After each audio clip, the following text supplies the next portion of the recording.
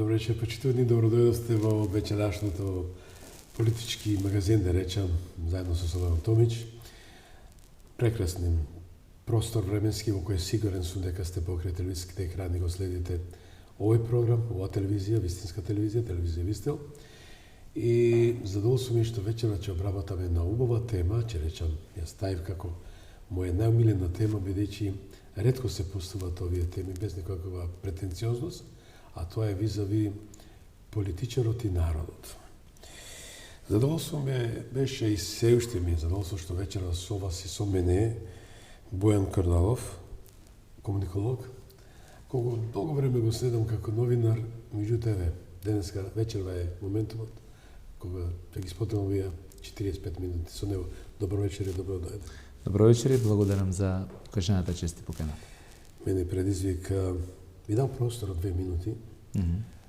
Со оглед дека потеклото ви од еден дел од Македонија што најмногу го љубам, го сакам и сиот мој новинарски труд го посветив за Беломорска Македонија.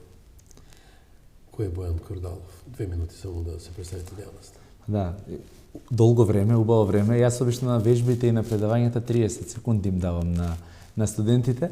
Бојан Кордалов, пред се човек, сака да биде, така да ги гледа работите, комуниколог.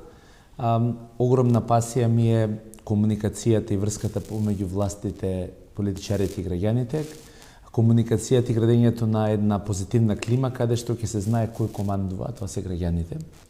Наспроти нешто што со децении го гледаме обратно, а тоа е само во политичките кампањи се граѓаните главни, додека кога се добива власта, потоа политичарите кажуваат како треба, не ги слушаат често потребите. Верувам во тоа дека треба да бидеме глобалисти и да се интегрираме, да одиме напред кон евроатлантските институции. И најважно од се верувам дека треба да се почитуваме и да имаме различно мислење, бидејќи да се има различно мислење е клучно, меѓутоа да се дискриминира врз основа на нечие мислење е проблем, секако како што е проблем да се навредува.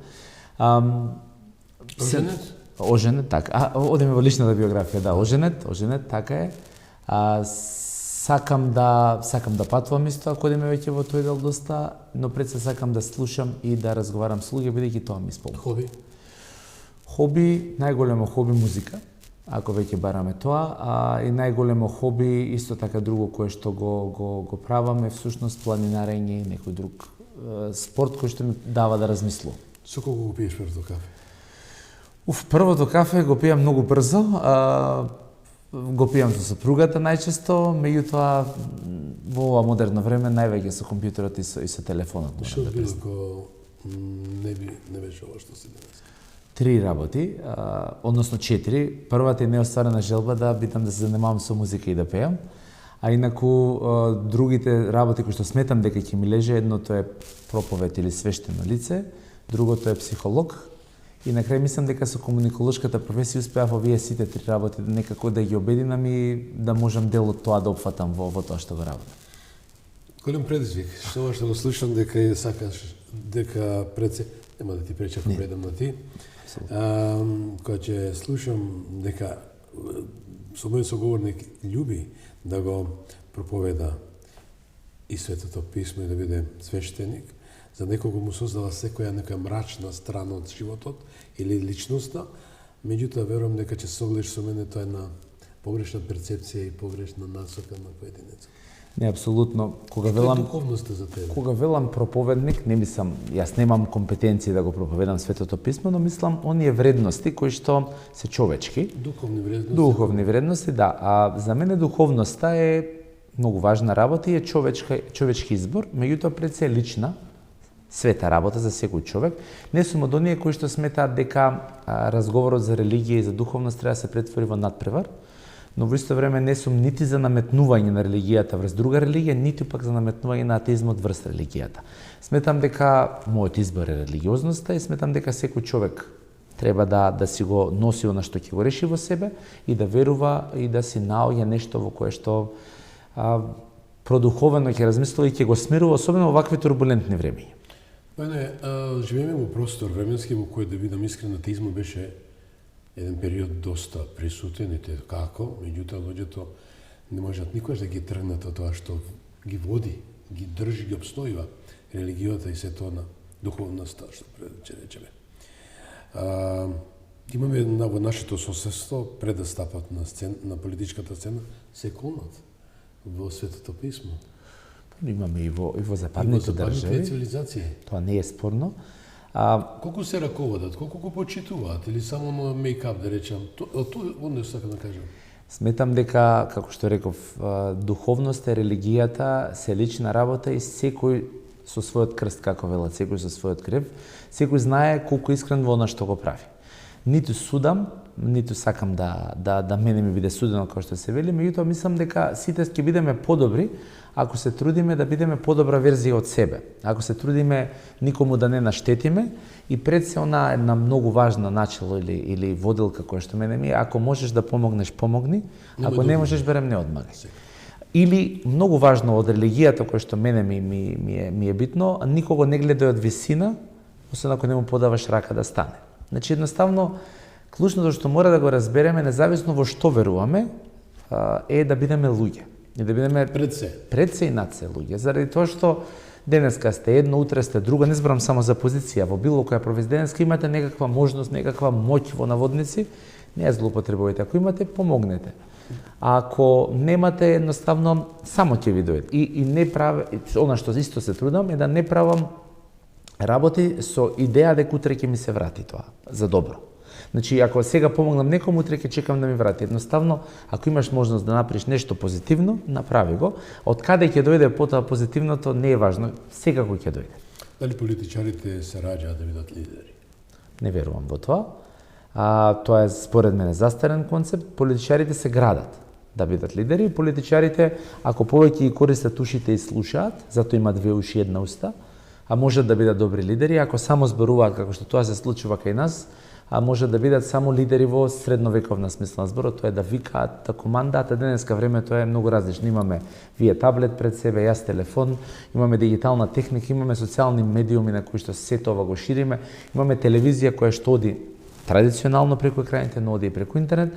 Значи денеска разликата во време и во комуникација, во навики на гледачите, слушателите, публиката е многу различна и вклучувањето нивно и кај лидерите е многу важно. Ако вие само зборувате и ако сметате дека сте родени да командате, вие сте команданти, не лидери. Насловот го поставив врз основа на тоа што секогаш милувам да го представам како што е во реалноста, а тоа политичарите версус народот или еднакво диалог на глуви, како една равенка. Кој е твојот коментар на ова? Има известни промени и прилагодување на политичарите и на централно и на локално ниво. Тоа е една многу за мене омилена ситуација што често ја потсетувам денеска во Македонија. На централна ниво или на централна власт ви е една политичка коалиција, а на локално ниво доминантно ви е друга политичка коалиција и тоа е многу добро. Следи тоа што граѓаните, секој од нас може да следи и да носи суд од сега за следните избори, кој подобро ја практицира власт или кој е подготвен да слуша, кој е подготвен да исполнува, а кој пак не ги следи очекувањата на луѓето, на граѓаните. Има подобрување, меѓутоа за жал се повеќе шминка. За жал се повеќе нешто кое што тик да бог со на штикла ставање, како да е нешто селектирано и направено, многу помалце се одржливи и реални. Нас не е неопходен систем на транспарентност, на отчетност, на комуникација, кој што нема да зависи од тоа кој е на власт. Туку постојано ќе се поставува, подобрува и ќе функционира, бидејќи не важно дали е ВМРО, СДСМ, ДУИ, да не ги редам политичките партии. Важно е дека граѓанинот, човекот е тој, компаниите се тие кои што плаќаат даноци заедно со граѓаните. И власта, дали на централно, дали на локално ниво, само ги менаџира тие пари и ги исполнува барањата и очекувањата на луѓето. Секако дека треба и да има визија, и да води, и да презема храбри чекори, меѓутоа, во основното менаџирање со парите мора да се задоволат потребите на луѓето. И за жал, изминативе децении, многу ретко или многу малку тоа го гледаме, многу повеќе е тоа предизборен трик или интерес, отколку што е одржливо решение што сите ќе го следат. Бојан, не можеме при очи да бидеме слепи, Ајде. а при уши да бидеме глуви кога гледаме што се случува. Народот е ограмен до даска. Не би сакал со таков сленг да го употребам, меѓутоа до максимум. Народот е обезвреден, народот е деградиран во секој порив на живењето. Еве да зедам и од националните чувства.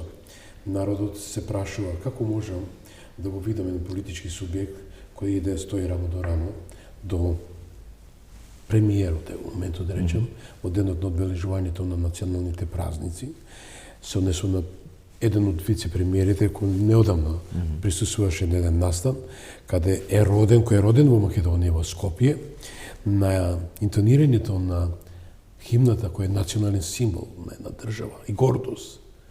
Пред се, ниту еден збор да не изусти. Колку е тоа честно? Мислам дека можеме да напишеме томови книга за тоа колку се почитува или не се почитува националните символи во Македонија. Тоа е обврска пред се. Не, обврска е на секого и на вистина... Особено на политичарот.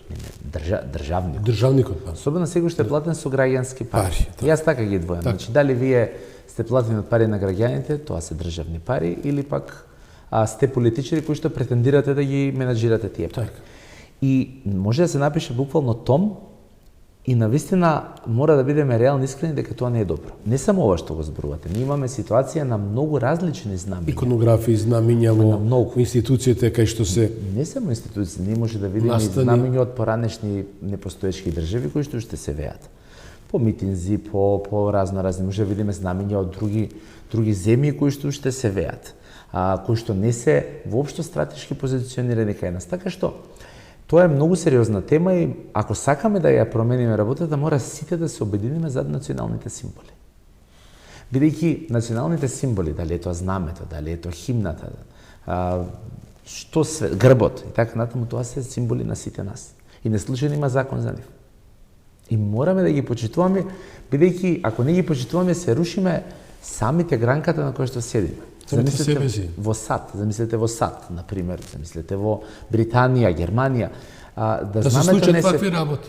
Било што, било кое непочитување на знамето. Казано одбора да ќе следува, обавезно. Следува и нас казано, ама замислете што си велиме сите ние, што си велат луѓето, си велат, си ја сечеме гранката на која што седиме. Че ние како народ, генерално како луѓе, се повеќе стекнуваме, но се уште имаме мало чувство дека државата е наша. На секој човек, граѓанин, дека ја плаќаме ние, дека кога одиме да купиме леп, млеко, што и да е, дека тој данок 18% го даваме за државата, чие што знаме, грб, химна ги вееме, интонираме, пееме и така натаму. Така што мораме да поработиме на таа свест и ми е драго што гледам промена во тој тренд, меѓутоа мора да биде многу побрзо, бидејќи ова е наша земја. Каде гледаш Бојана која деве пред 78 сата се случило тој немилна сат. И неприроден, невкусен, и нехигиенски, и ментално, и морално. Гледам промена заради тоа што се помалку се зборуваме за настани кои што се случуваат, за разлика од 10 години, ако ги отвориме архивите на медиумите, ќе видиме дека малте на дневна основа сме зборувале за некакви настани, сме зборувале за инциденти, за неносење закони. Не велам дека идеално, гледам и мала промена. И мораме да ја потурнеме и да ја направиме брза таа промена и да разбереме дека знамето на Македонија е знаме на сите граѓани, на сите луѓе. Химната истовремено, грбот, секако сите национални символи кои што постојат. Моралот, етиката и нивната ерозија во политиката. Не сакам да видим само како едно клише, меѓутоа сакаме веќе комуниколог да го дефинираме. Имајќи факт дека како што милуваше нека политичарка да рече, милува да брцна со прстите во медот. Па еден друг обвинител во Охридското да рече многу одамна. Имав една колешка, правник, вика Слободане, мојот пријател, вика, да, брцнав со секирчето, ама само лизнав од врвот, оставив и на другите. Врама, ако лизнал од врвот, може ли да се исече од секирчето? Вика, не се плаша текоа. Шега. Слушай, ова, Слажена Тасева, мислам дека памтам многу убаво, вика Слободане, ќе издржат еден прст да им нема, ама 5-6 колку има 9 прста со тоа пута 10-90 милиона, ќе ги заштитат, ќе ги сокријат на некој друго чекмеџи, ќе си ги земат после. Ајде да гледаме вака. Да речеме дека по сите дефиниции етиката и моралот се растеглива категорија и зависат од место во место, од група во група, ама правото, правните норми и санкциите се исти за сите. Ако политичарите одбиваат морално да се постават кон работите, а тоа значи пред се да разберат дека им служат на граѓаните. Ако вие се поставите дека сте на некоја позиција да работите за луѓето, вие ќе бидете морални. Ако се поставите дека сте таму заради вашата партија, заради вашиот лидер, заради собствените джепови интереси, вие никош нема да сте ниту етични, ниту морални. Меѓутоа, ако недостасува тоа, ајде да направиме нешто да законите се почитуваат, бидејќи нема закон кој што возможува било каква корупција или крадење или злоупотреба на пари. Нема казнивост. Тоа велам. Ајде тука да ги бараме начините и да ги најдеме, бидејќи многу често ние можеме да ги видиме странските амбасадори како многу повеќе се залагаат, па дури вложуваат конкретни пари за тоа, отколку што можеме да видиме домашни напори сиве овие децении. И тоа е поразително. Македонија е наша држава. Секако дека оние кои што ни даваат донации за унапредување, за купување на опрема, ни мислат добро и ни помагаат, ама на крајот на гриштата Кому? Ама нас на поединци че се не на поединци, сакам да кажам дека кога ќе се набават ќе се набави некоја болница, ќе се опреми. Тој апарат не оди за граѓаните на Холандија, тој апарат го користат нашите граѓани.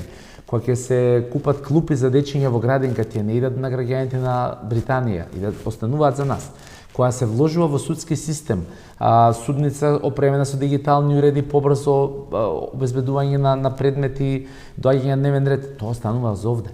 Ама знаете како никој не може да ни помогне ако ние сами не си помогнеме. Во наш интерес, каде и да патуваме, фала Богу, изминативе 10 на 12 години, колку е со ефтините летови, може многу повеќе да се патува и многу е подостапно за секого. Ние секаде скоро одиме со јавен превоз.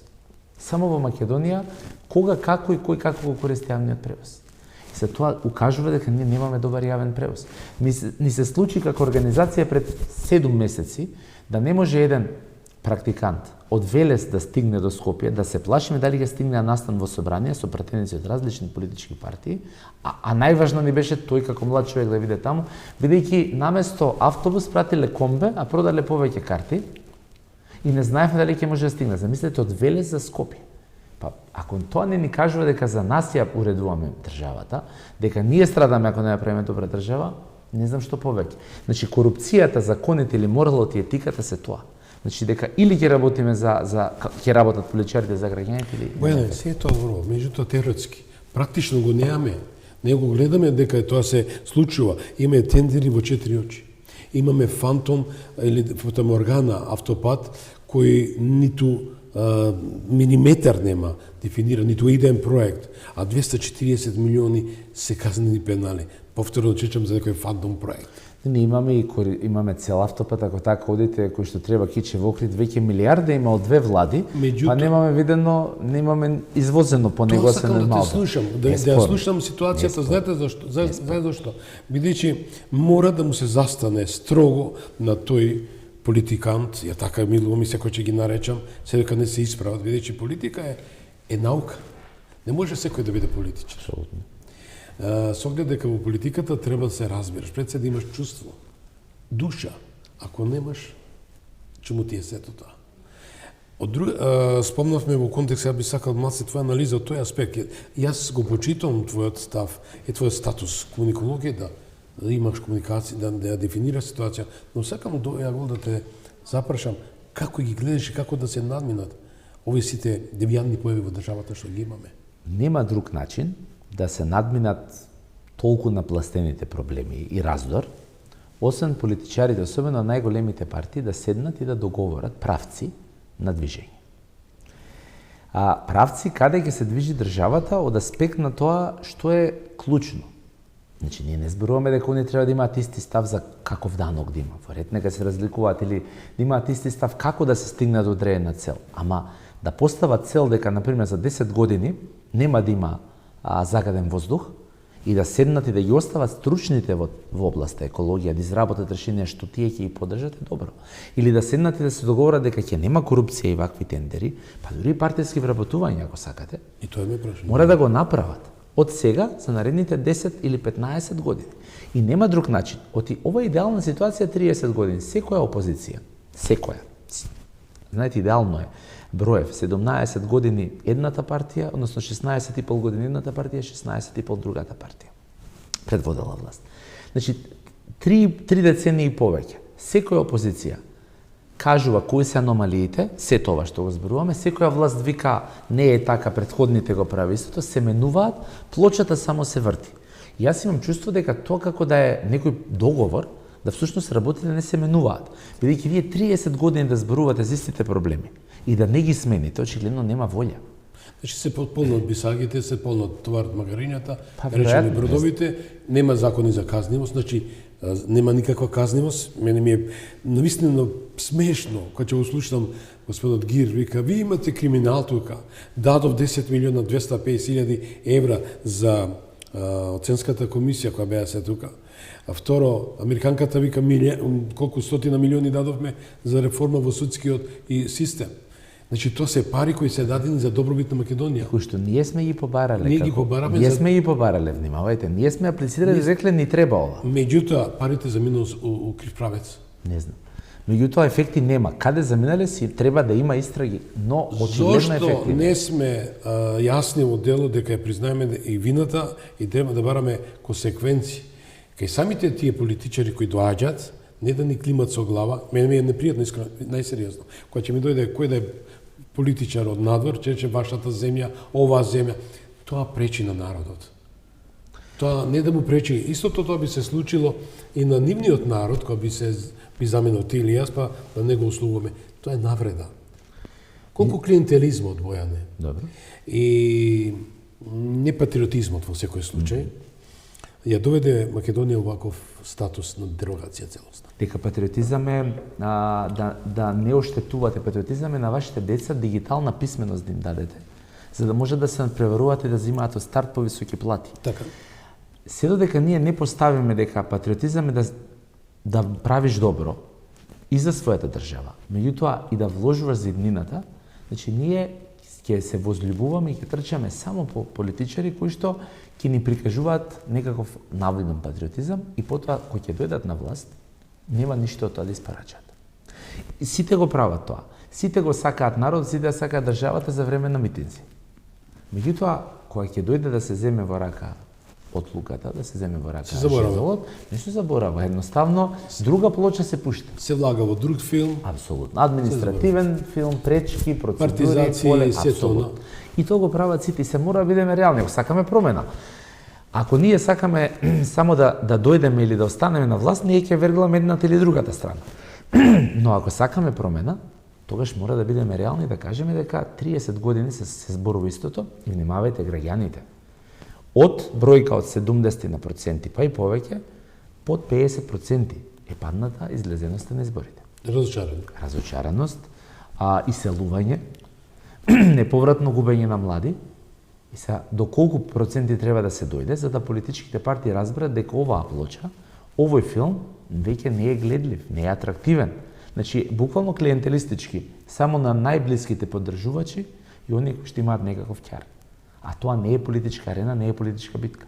Колку процентуално, јас цитирам бројка, уживаат? Дали едните или другите са власт? Колку е таа бројка? Дали си нешто направил сондажа? Не, јас ги гледам анкетите што се достапни. Колку, например, уживаат како бубрек улој? Значи, не ги засегаат. Може да си приуштат да си јадат во ресторани, доека другите барат под контейнери. Не ова се нека демагогија, меѓутоа праксата покажува. Знаете... Дали верувате дека јас ми е стран и жал, непријатно се сочувствувам? Бројки се тоа, нема збор 500 до 700.000 луѓе, тоа се бројки официјални на луѓе што живеат на прагот или под прагот на сиромаштијата, тоа е неспорно. Проблемот е што ние не правиме заедничка платформа како тоа да се надмине. Проблемот е што од една година или од децении наназад, ние секоја година тонеме подлабоко. Или на најмала рака не ја менуваме бројката на луѓе. И тоа е проблем. Не е проблем дали вие ќе ви дојде делегација и ќе одите во ресторан. Проблемот е дали вие со тоа што ќе ви дојде делегација ќе обезбедите повеќе пари, повеќе можности за луѓето, за бизнисите да се креираат и работни места и повисоки плати. Видете IT индустријата. Стигна до 1600 евра. Значи 95.000 ми се чини, над 93.000 просечна плата според Државен завод за статистика. И сега, ако вие гледате дека кубри пазарот со IT кадри, вие не можете сите IT да ги направите. Ама дајте брзи мерки за преквалификација. Има веќе, меѓутоа треба многу повеќе. Бидејќи имавме баш еден настан со македонската платформа за борба против сиромаштија. Минималната плата е очигледно добро решение. Секако подобро е наместо 12 зимате 18 или 20. Колку и да инфлацијата, тоа го мену. Ама, замислете ви одеднаш да почнете со плата од 40.000. Значи да влезете во овој систем на IT. Значи да дадете шанса дел од луѓето во ризик да се од тие 700.000 луѓе, 7.000 да се преквалификуваат плюс и да почнат. Меѓутоа, бидејќи различни невозрастни генерации се различни и нормално памтиш, не си сегава ситуација која доста знаеш, си собрал информации, за едно подсетување. Дали виде досега некој премиер во политичкиот амбиент? Да, видовме. Од основната база, каква му беше неговиот дрес-код, а потоа како стана. Но во сегашната ситуација без муватно на јазикот, си кажува на пресконференција дека да, сопругата му има право, пазите ме молам, да се обезбеди од државно земјиште по 1 евро. Батем, јас сега не сум директор на компанија кој произведува фотоволтаици, а од друга страна си обезбедуваат некои грантови и финансиски потенции и тоа милионски суми. Колку е тоа е моралот, зборам за моралата и ерозија на моралот во политиката. Јас мислам дека треба да е право. Бојане, не право као легалистичко, као правна норма. Ако се случило тоа за кое што зборувате и кое што оставка да си даде. Не само оставка, треба да се докаже, да се санкционира и да се преземат консеквенции. Работа на опозиција, па и на медиуми секако и на граѓански сектор е да прашува и да превенира на тој начин потенцијална корупција. Работа на институција е да тоа брзо го докажуваат, да или не. Меѓутоа, мора да се работи на тоа. И не е за мене прашање на морал само. Пак ви велам, може би моралот зател. Не во овој случај, во сите случаи. Ама правото не. И мора во една законска процедура тоа да се докажува брзо, институциите тоа да го испитат. Ако се случило да се трудеше. Нон-стоп. Не да се труди, се докаже. А меѓутоа фактите говорат. Самиот изјави на пресконференција дека да, тоа е нејзино право, тоа ми е сопруга и никој не може да оспори. Екс официо. Значи, тој не е пост, како да речеме пост функцијата, он може да се шета и се шетат од Северна Америка долу до Источна Македонија и обратно, не само тој и други. Па во инвестициона ситуација, огромни згради се градат, дали во Македонија или Србија, тоа се, меѓутоа како се доаѓаат потекло на имотот, Бојане, немаме кај нас. Немаме конфискација. Се бориме за една институција која се вика борба против корупцијата. Не важно повеќе да именувам имиња, значи има политичари кои го предложија и закон е донесен, меѓутоа само хартија на маса. Дали западниот политички амбиент, Бојан, со кој секоја час комуницираш и ми укажуваш, гледаат, и верувам дека не им е седно и на конто тоа се враќаат, се однесуваат така како што се нема сед. Не, јас апсолутно укажувам на тоа и нив и јавно и укажувам и на меѓународните пријатели, што според мене е фалинка, ова е еден од тие работи. Има иницијативи внатре во владата, од она што го читам во медиумите, од политички партии, Либерално-демократската партија видов, која што бара брзо да почне таа проверка и потекло на имот. И тоа не е ништо спорно. Напротив, никој не треба да биде недопрлив и секој треба, особено кога врши јавна професија, да во наводници дали декларативно, не декларативно. Еве Павле Трано излезе, пошто веќе цитираме со имиња, јас верувам дека и другата, сите политички партии морат да имат интеграција во делот нова. Не е само хартија на маса како проект. Апсолутно. Веќе се осоколува. Ние тоа што можеме да го правиме овде е да апелираме, да ургираме и да застапуваме тоа се случи. Ние не сме во собранието или во владата, зборам вие и јас, за да нели можеме, меѓутоа мора да се направи тоа од тие што се надлежни. Тоа се претениците, тоа се владата, секако притисокот на политичарите кои што претендираат да дојдат на власт и кои што се на власт. И на крајот на криштата мора да се забрзаат тие работи. Мора да се ограничи, значи наједноставно кажам, мора да се ограничи неограничената моќ на политичарите. Да одлучуваат буквално за човечки животи според своје убедување. Секаде во свет, во развиените земји, политичарите, односно институциите, одлучуваат врз основа на тоа кое што го даваат законите, кое што го даваат нормативите и кое што ја дава демократската пракса. Кај нас, многу често, гледаме постапување и непостапување по собствена волја и убедување на политичарот, политичарката. И тоа е проблем. Проблем што со децени се случува. Ако се разбере дека власта мора да се ограничи со закони и мора да се применат конкретни работи, многу поинаку. Бојан, имав можност да бидам гости на германската влада 2002 година и бев гости на Бундестагот и кога видов група на германци собрани на седница на Бундестагот и еден од беше стана збор за еден од бундестратите кај што беше повикан пратеникот што го испратија. Зашто ја прашав што ова работа е мислам представникот на владата што ме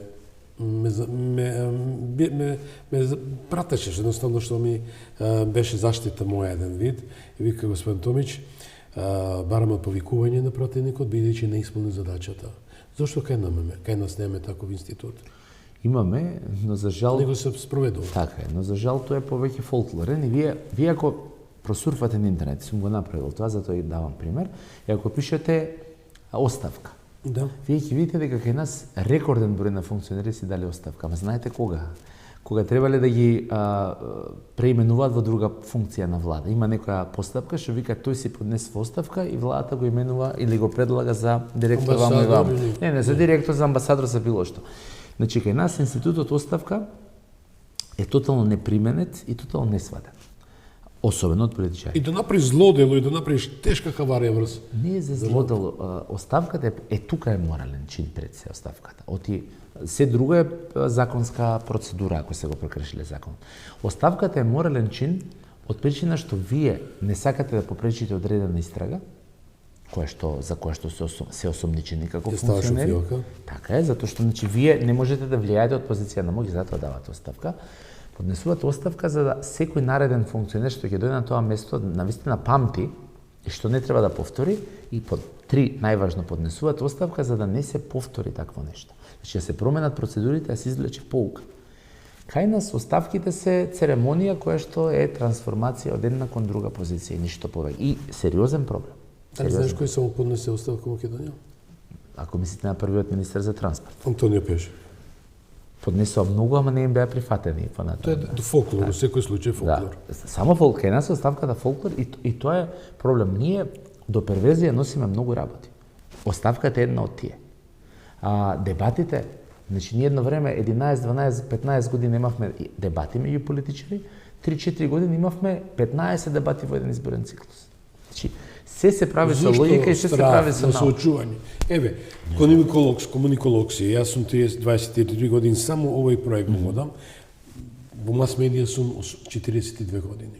И не видов политичкиот амбиент, не ви значи ништо, со сила никого не може натераш. Никого. Јас повеќе пати милом да речам, памтам на Оливер Спасовски како пратеник на СДСМ, кој вели Слободане, многу сакам да дојдам од твоја мисија, не може да ме пуштат овој од Бихачка. Викам, како бре не те пуштат од Бихачка, па и од Бихач служев правам шега на сметка на сето тоа.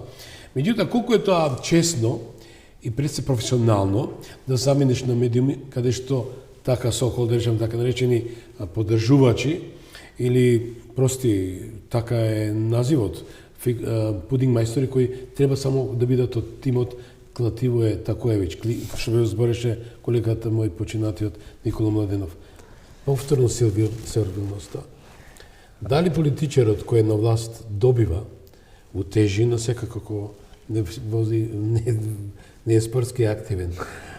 Односно, ако некој му дава за право да рече супер си шефе, браво, оди само напред, оди и всушност треба да го поменува. Комуниколошки и комуникацијски, значи научно докажано е дека најдобрите поени како политичари ги добивате кога одите и одговарате на сите прашања од медиумите.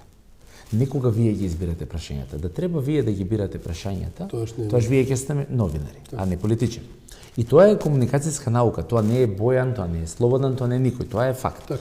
И во историјата наша, ако се навраќаме назад, најдобрите интервјујани што се паметат, биле секогаш кога постоела искра или постоело слобода, реална што постои таа слобода, помеѓу медиумот, новинарот и политичарот да разговараат и дебатираат. И тогаш највеќе може да добиете вие. Вие ако отидете на интервју, па некогаш се случува, но ретко, нема систем. Као за се што зборевме, нема систем. Имате изблесок, повторно пат, па раст, па пат, едноставно немате одржливост. Знаете како, ако вие сте политичар, ако сте министер за транспорт, например, и вие одите во интервју и никој не ме праша кога ќе биде готов патот до Охрид, а интервјуто е во мај или јуни. Значи, интересот кај публиката ќе го нема. Вие не можете да влијаете, луѓето ги интересира, одат на Охрид, не може да стигнат до таму. Тоа ги интересира. Или ако не ме прашат до кога толку долго ќе се реконструираат патишта. Значи, не исполнуваат очекувањата. Мога да не го заборам. Се сеќавате, беше тука поканет Нобеловецот за економија на Америка. Американец. Дали тоа беше Зоран Заев или Ковачевски, не знам кој го покани, подсетиме, мислам дека време на Зоран Заев. Дојде Нобеловецот, се убаво, помина од Кичево, бубрезите, да имаше некој камен бубрег, не знам како ќе го извади, какви макичи имаше. Тоа е реална тема. И му вели, морате патот да си го завршите. Нели тоа директна порака, право? Не треба да чекаме ние од луѓе од Јапонија или од негде да доаѓаат. Значи, тоа е граѓаните, самите политичари на крајот на гришта да врват по тој пат. Тие се луѓе, што се тие? Не се Меѓутоа сакаше да му каже не разбирам, ама која ти е пораката да ме поканиш да добиш некој поени кога ти ништо не си справил? Не, пораката беше дека најдобро за луѓето ќе биде тоа, неспорно. Работата е што таа е темата што луѓето сакаат да добијат одговор. И сега вие ако сте министри отидете на интервју каде што тоа ќе спречите да ве прашаат, вие нема да поентирате. Не зборуваме за, значи затоа е многу важно во дебатите, во комуникацијата, во разговорите да се има отворен однос и да се одговара на прашањата. Тоа ставање под тепих е пиар од друг век или е пропаганда која што денеска не дава резултати. Дали таа политика купи ден помини е издржлива за политичарот? Никогаш. Нема да не те оставам, бидејќи и публиката би сакала да слушна, јас би сакала да те прашам. Мен ми е одвратно, искрено. Многу ми е одвратно, бидејќи се среќавам со највисоките политичари во светот, со 5 државни секретари на САД, со голем високи комисари на Европската Унија и никогаш нема без влакно на јазикот, ги прашав најсуштествени прашања. Дали треба сега повторно со remove control, да речам да дојде високиот представник на Европската Унија, госпожата председател на Урсула фон дер Лајн, да, и да ни рече, да ни соопшти, морате вие да направите уставни промени.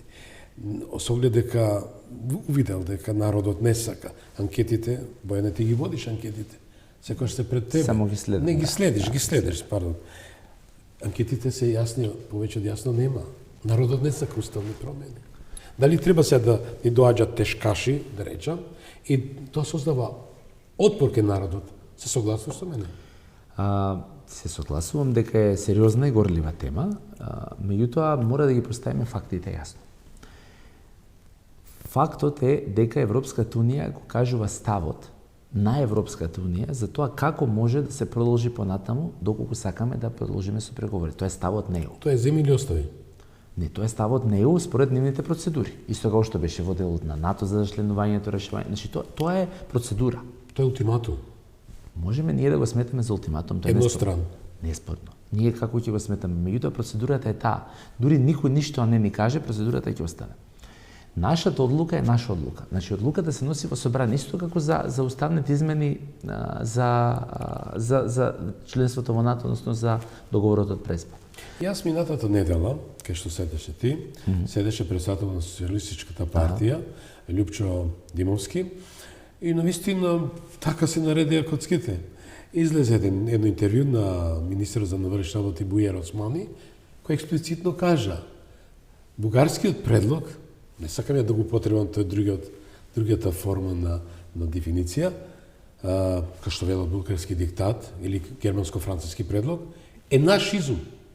Ниту бугарски, ниту француско-германски. Значи тоа е изјава на Бујар Османи. Тоа е кога политичарите сакаат да ја префрлат топката на граѓаните. Значи вие одлучете. Секако дека политичарите се тие кои што гласаат, односно бидуваат гласани на избори за да носат одлуки. Каква одлука ќе носат? Они одлучуваат во тие четири. Кажа не. Не велам ништо. Само велам дека не треба на народот да му се префрла било која одговорност и жежо костен. Ние бираме политичари да вадат жешки костен. Што ќе одлучат во собранието? Со 80 гласа ќе се знае, вака или онака. Едно е повеќе од јасно, да, повеќе од јасно е дека Никој нема против. Тоа нашите со најакламативен начин беше донесена резолуција уште 92 исправени 93-та, македонскиот парламент значи унисоно донесоа резолуција за евроатлантски интеграции, да потсетиме. Членство во Во членство, че никој нема спорно. Денеска слушаме проект контра. Пази, реков и 100 пати ќе повторам, ниту сакам, ниту сум бил, ниту ќе бидам адвокат ни една политичка партија, ќе почитувам сета она која е за македонските интереси, национални интереси, вклучувајќи на мене и моето семејство, а ќе критикувам сето она што е анти. Апсолутно, мислам, демократија значи тоа. Меѓутоа, не можеме ние се во овој случај, убаво спомна, тој диалог, таа равенка дефинитивно да резултира со диалог на глави. Народот не се слуша гласот на народот. И ставен е да свршен чин. Гласот на народот мора да се слуша и во исто време како што почнавме. Значи е многу важен, но во исто време мора да се носат визионерски одлуки, какви и да се. Политичарите не можат да бидат комотни и да излегуваат на пресконференции само кога прогласуваат покачување на плати, на пензии, на социјална помош, сите политичари, а да ги нема кога треба носат одлуки да викаат, ама тоа јас не чекај се собранието или чекај. Како и со пензионерите, што е? За се зборувам, значи не Тоа можете вие да се категорија 250.000 народ кои имаат по 14.000 денари. Бојане, со оглед дека евидентно е дека повторно анкетите покажуваат, има простор да го видам тоа на трие председателски избори американски кои ги следев, дека Брима Галуп како се однесуваше, и апропо и другите пулови, сепак има некој договор, некој бизнис, новинарска забелешка, но фактот е дека треба да се случат промени. Те прашувам на личен план, прво како македонец, прво како родител, како дел од општественото живење, дали Македонија треба да се случат промени, дали треба да се смени овој навистина неприроден и непринципиелен амбиент. Ајде јас да го поставам, може ли вака прашање? Поинаку ќе Не, само одговор преку таа дилема. Колку промени се имаа случено во Македонија од 90 до денес? Јас сум за промени. Прво да бидеме јасно, демократија значи промени постојано и тоа е неспорно. Колку промени се случени од 90 до денеска? Ајде да ги прашаме граѓаните денес дали подобро живеат од порано, да ги прашаме пред 5 години дали подобро живееле од порано, пред 10 постојано ќе го добивате одговорот дека порано подобро живееле. И тој тренд кој што постојано кажува дека не се луѓето овде среќни преку фактите на иселување. Тоа се факти, имате анализа 100.000 само луѓе за 2 години дека се иселиле во Германија. Имате анализа за 20 години дека околу 500.000 луѓе од пописот ви недостасуваат и се иселиле. Ако тоа не ви кажува дека промени треба, ама дека политиката... Навиките да останат. Ма тоа е проблем. Значи, тоа е сега она анекдота да не именувам, на Петко и Станко ќе ја викаме. Не, значи, нас не требаат суштински промени на навики, на закони, на пракси. И на вистински политичари. Апсолутно. Кои утре, ако ми рече, ќе излезе од политичката власт, не сакам да споредам, милион пати ми пуштија порака, бидејќи треба да го финализираме разговорот, видовме прилики, не сакам да споредам Украина во каква форма, но видовме Украина народот кој беше незадоволен од политичарите каде ги сместува. Морам да го пренесам тој амбиент, каде што им е местото.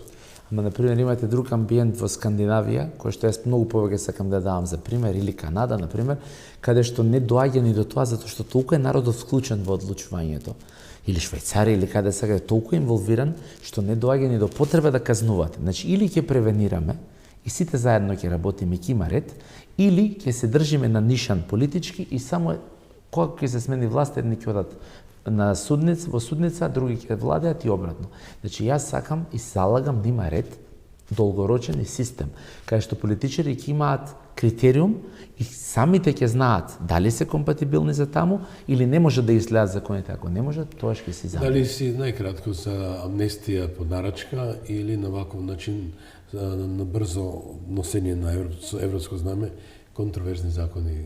Јас за европското знаменце си имам изјаснето, сметам дека тоа мора да биде однапред предвидено, јасно кажано и да служи само за европски пракси. Дали треба да се злоупотреби? Не, ништо не треба да се злоупотреби, па ни европското знаменце. Бојане, ти благодарам многу што беше Благодарам вас. мој вечерашен гостин во мој политички магазин. Ти посакувам здравје пред се, успех во работата, те очекувам повторно и дај Боже да се соочиме со некои политичарите да дојдат и да ги слушаат ставот и на комуниколозите и на новинарите. И пред се на народот, така е.